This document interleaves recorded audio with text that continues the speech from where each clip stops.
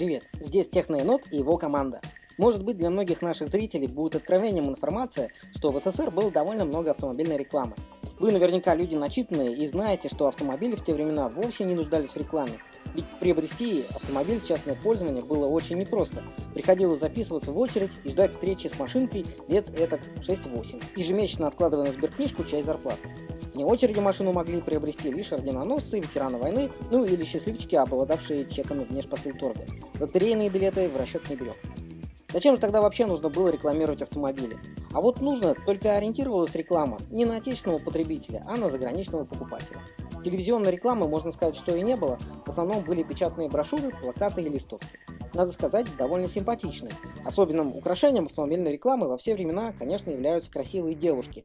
Но тогда, в эпоху жесткой цензуры, рядом с автомобилем на фото максимум, что мы можем увидеть, это девушку в модном и скромном одеянии. Конечно, чаще всего использовался образ пары с детьми, ведь идеологически наши автомобили позиционировались как строго семейный автомобиль.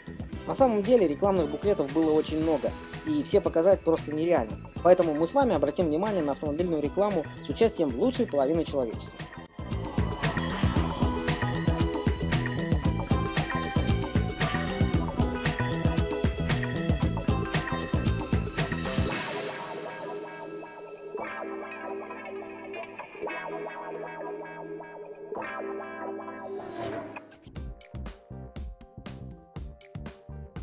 Ну а пока вы рассматриваете картинки, я еще немного пробубню о том, как космические корабли бороздят просторы Вселенной. Ну ладно, расскажу еще чуток про автомобили и рекламу. Итак, мы поняли, что реклама ориентировалась на заграничного покупателя. В лучшие годы СССР экспортировал автомобили в дружественные страны. Чехословакию, Венгрию, Болгарию, ГДР, Польшу, Албанию, Кубу, Индию. И в капиталистические Францию, ФРГ, Бельгию, Италию, Финляндию и даже Канаду. Кстати, можете посмотреть наш ролик под названием «Лады в Канаде». Это небольшая история автоэкспорта вазовской продукции в эту страну. Ссылочку дам в описании к этому ролику. Конечно, надо отметить, что автомобили, уходящие на экспорт, выгодно отличались от автомобилей, продававшихся на территории страны. На экспортные автомобили ставили другие колеса, литые диски, врезали люки в крышу, сиденья обивались более дорогой велюровой тканью.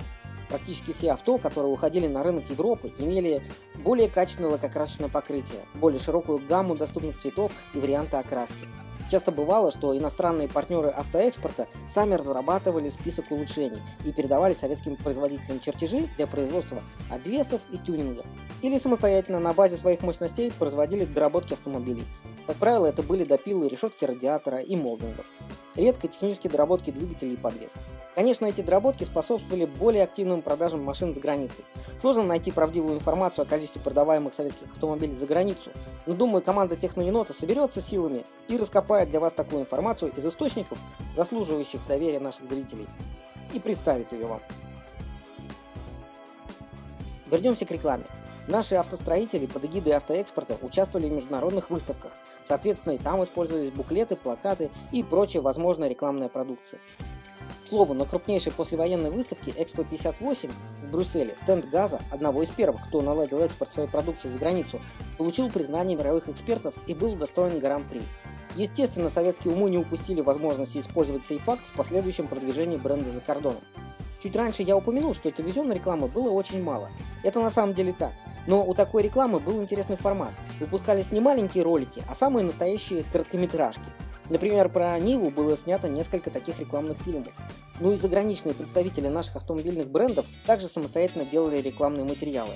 Вот у них и выходили рекламные телевизионные ролики, ориентированные на своего потребителя и его особенности.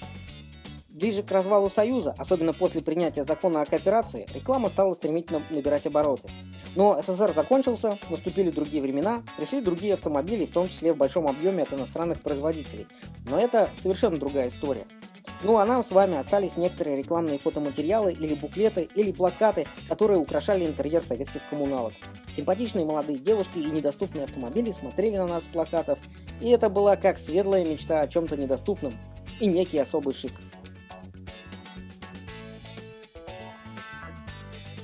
Такая вот автоистория. Спасибо за просмотр. Обязательно делимся своими впечатлениями или воспоминаниями в комментариях. Ну, кому есть чего вспомнить. Только культурно, у нас же ведь культурный канал. Если информация показалась интересной, то ставим большой палец вверх и не забываем подписываться на канал Техноенота на YouTube. А кто кликнет по колокольчику, тот вообще молодец.